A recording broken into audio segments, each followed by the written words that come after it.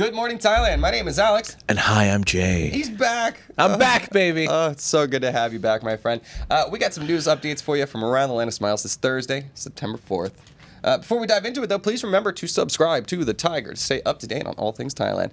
Jay, we got some crazy updates for you. You missed a lot. Give it to me. While you were gone. Well, today, we're going to be talking about the upcoming vote for the new prime minister, as well as addressing the rumors of a coup. Scandalous. Bangkok hotel prices should be dropping soon due to an oversupply and continuing falling demand. And a little later, a British pensioner's beloved tricycle has been stolen in the Northeast. Trikey, go bye-bye. Anyways, Jay, before we dive into it, can you give us a quick word about our sponsor? Well, Alex, I can't say this anymore. But yes, only I can. Fazwaz, ladies and gentlemen, the best real estate portal in Thailand for you to buy, sell, or rent property. You could just buy land, a nice piece of unfermented land, if that's what you want, at fazwaz.com. Unfermented? Wow, what if we want fermented lands? That too is possible. Anything's possible. Yeah, whatever your real estate needs, Fazwaz is the place to be, everybody. And I do have to make one mention. I've been talking about comedy shows lately. Tonight, guys, Thursday night, if any of you are watching, is off, okay? Golden Hour, where we have our Thursday night shows. Everybody is down with the flu. They're down with the sickness, if you are a Disturbed fan. And they're shutting down the store for the day just to try and contain the outbreak. So no show tonight. No show tonight. We'll be back to our regularly scheduled 4 shows next week. So enjoy the weekend. I'll see you then. All right, our first story is about the politics, which has just been absolutely insane these past few days. Parliament dissolution request has been returned, so that's not going to happen. And the Prime Minister vote is scheduled soon, for the end of this week, actually. So the petition to dissolve the House submitted by Pattaya was sent back, with the House Speaker confirming a date for a Prime Ministerial vote later this week, on Friday, most likely.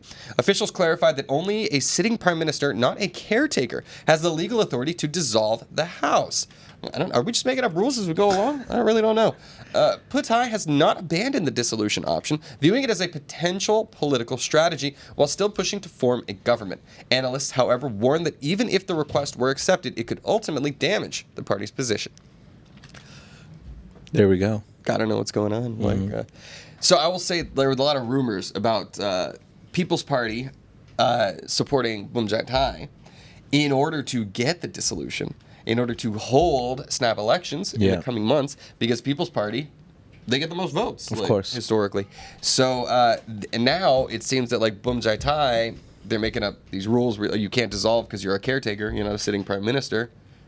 How did we know that? How did anybody know that before? And also, Bumjai Thai doesn't want to lose that power too. At least it's like, be allies with the person you don't like, but at least they kind of listen. Right. Yeah. I mean, and I think that's what would probably happen anyways if they did dissolve and have snap elections. I think it would just be a way for the People's Party to reaffirm, like, hey, we are the most popular party. Yeah. But I think it just depends on how Bumjai Thai plays ball with the People's Party. And now it's interesting because now they will actually be part of the government rather than opposition. Sure. So, interesting stuff. We'll keep you posted. All right, moving on to our next story.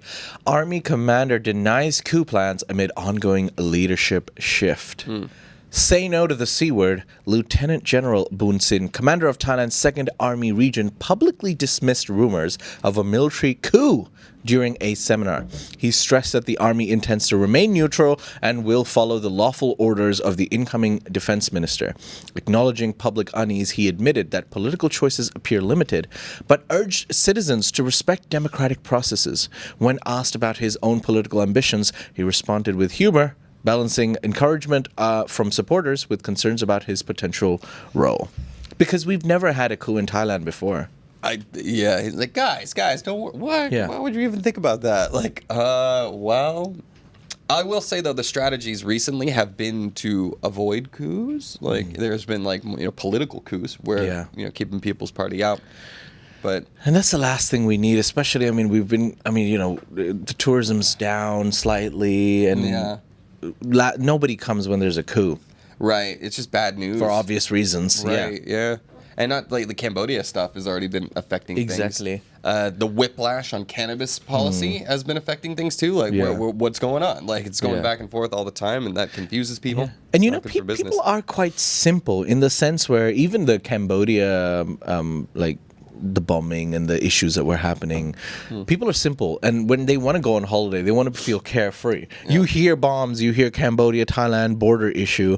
Oh, let's just not go to Thailand. It's as simple as that. Yeah, it and is. I completely understand it. And like when I was in Indonesia and like I'm hearing bombs in Jakarta, even though it's far away, I'm like, if I knew this before, I think I'd just skip it for a couple of months. Like I just don't want to deal with it. Yeah, agreed. Like not great news for the tourism sector, which is the lifeblood, and hopefully cooler heads will prevail. Yeah. I like Bishop Knight's comment here. Do it. Show the Americans how it's done. This is not the kind of coup that, like if you're against Trump, the one that you'd be looking for. That's more of like a popular revolution thing. This would be a military thing against the popular sentiments. So, which will take away months and months of progress. Right. Yeah. Let's hope for, if not years, peaceful transitions of power. Everybody. Yeah. All right. Cool.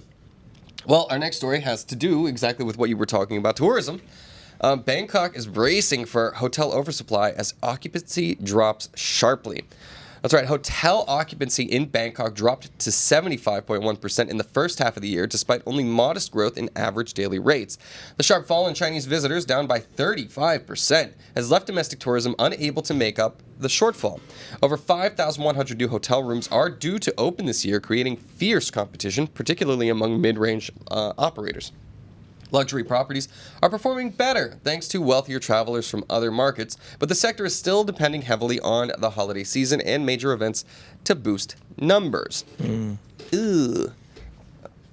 mean, Thailand has, there's constant development, right? People are like snapping up real estate like crazy. But here's the problem. If the demand goes down, all of a sudden, all that money you're pouring into it, you're not recouping it.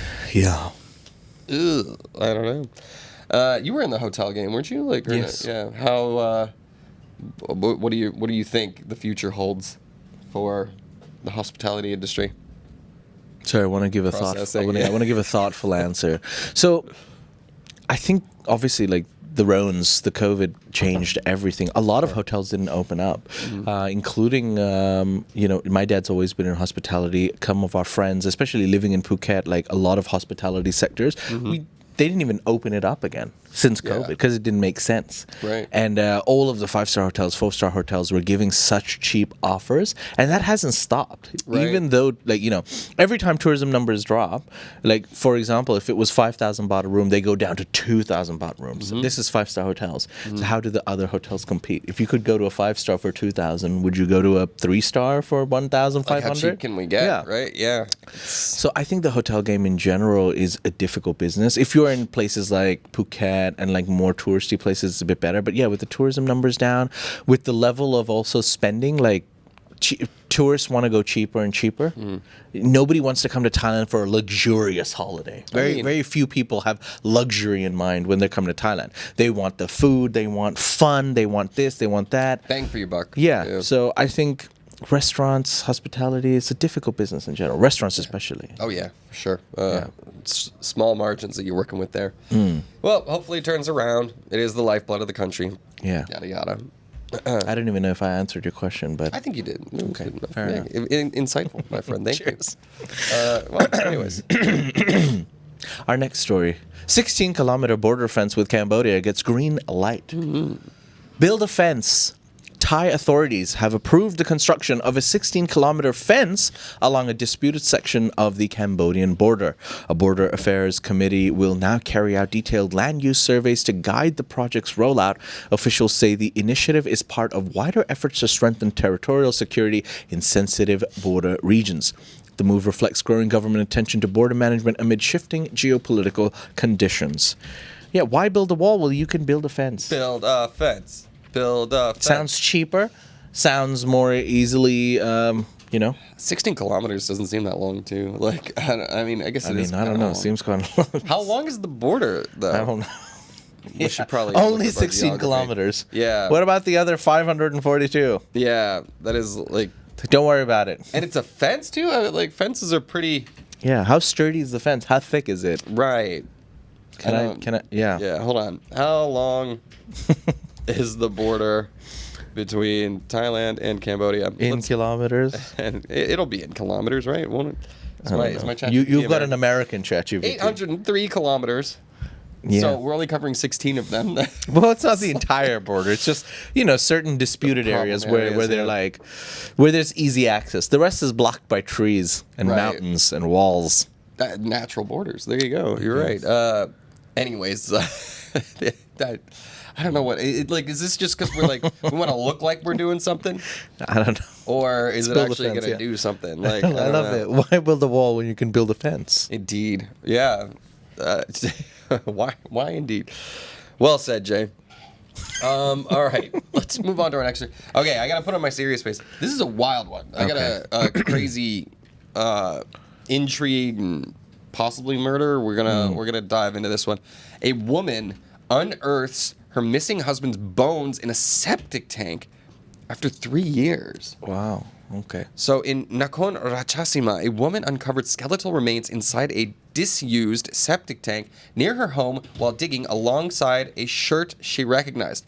Her husband had gone missing in November 2022, and his disappearance had long been assumed to be voluntary as he absconded with a lover, is what she thought. Apparently, that wasn't the case. The discovery shocked the family and prompted police to send the remains for forensic analysis to confirm identity and determine the cause of death. The case has reopened painful questions about what really happened during his disappearance. Yeah, he definitely didn't run away with someone. Yeah, I guess not. Wild, right? Like, I mean, imagine the wife. I guess she had her suspicions that this guy was like cheating or something like that, and then when he left, she just assumed. Yeah. Well, he's gone. Reputation matters. Yeah, and you have to think like, maybe the spouse is often the first suspect, but it was like she was the one that discovered it. Yeah. Like if she was the one who did it, why would she come to the authorities? She'd be like, oh yeah, I knew it was there. You know what I mean?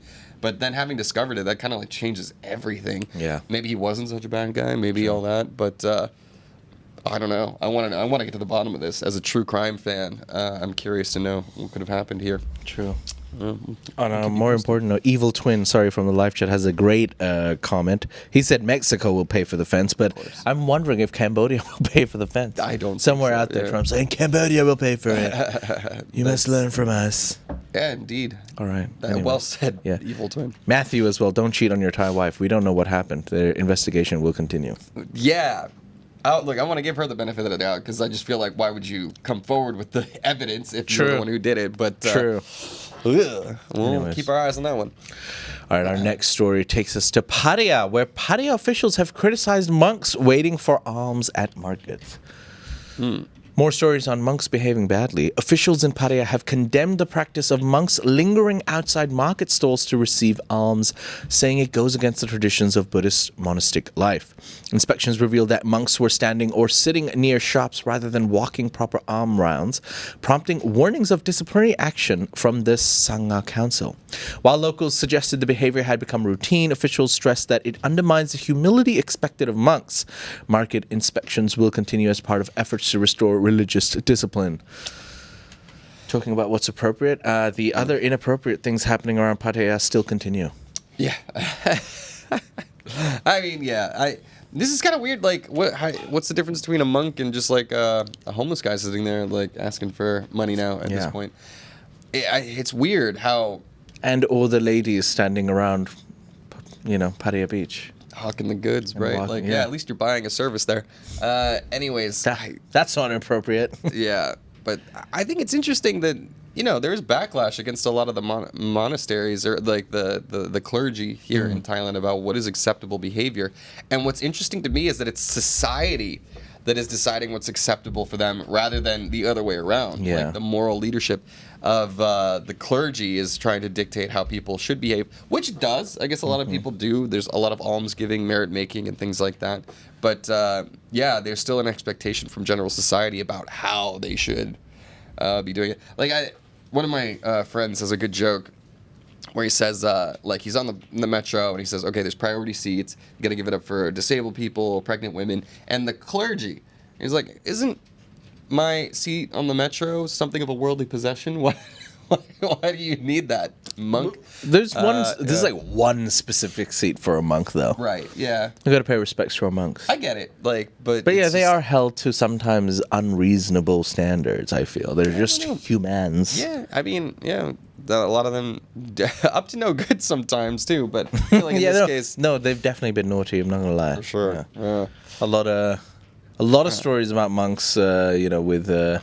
Taking what's it called? Bribes, basically. Yeah, technically, bribes. yeah. Brides. Taking bribes, drugs. Yeah, it's a recurring issue. Yeah, I ran over a person. I'm gonna run to another province and become a monk. Please forgive me. Yeah, that's a thing too. Yeah, get in bad behavior, just join the clergy. It's like the Night's Watch on the wall in Game of Thrones, right? Yeah. Like you just do something bad. Yeah, except the police are like, yeah, no, you can't get away with that. No, definitely not. Cool. All right. Well, after that story, I think we should take a quick break. Let's do it. Quick break. I need a break. Yeah. Hit it, Tan. So do I.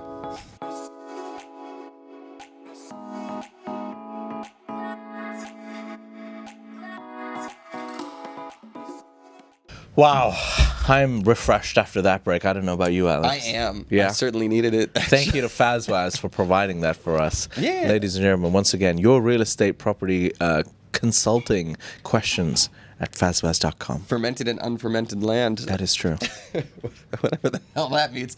Get your fermentation needs. Indeed. At Fazwaz. Sure. Just go to Fazwaz. All right. Couple of stories left here at the end. This one's a bit of a heartbreaker, but also seems a little silly to me. Well, let's just dive into it, see what you guys have to say. A British pensioner's beloved tricycle stolen in northeast Thailand. Trekkie, go bye-bye. Wow. An 81-year-old British retiree in Udon Thani was left devastated after thieves stole his prized three-wheeled tricycle worth 27,000 baht from outside his home. CCTV footage captured two men talking just under 2 minutes to push the vehicle away before escaping. The tricycle, often used by the pensioner for short trips around town, has been beloved possession by him. Police have launched an investigation reviewing surveillance footage to track down the suspects and recover the stolen vehicle. Not gonna lie, at first I was kind of thinking, like, why would anyone want to steal it? But then after watching the video, looks like a cool bag. Looks nice, yeah. Looks like a cool bag. If I was a goon, I'd want to steal it too. A hoodlum, a thug. A naughty boy, a proper naughty boy. Yeah. Back in the... I just gotta wonder though that like it stands out, right? Like people are gonna see it pretty quickly. It's not like you stole just like out in the open, just sitting there, like that, yeah. No protection, nothing, just out in the open, being like, steal me. Yeah, yeah. And look, Thailand's very safe. He probably lives in a place where everybody knows him. Everybody knows it's his bike and stuff. But if you give, there are bad people everywhere, and if you give them free a free go at it, they will. Take it. Yeah, petty theft can be a thing here, particularly with sometimes like just leaving things out in the open like that. But I learned my lesson the hard way. So we.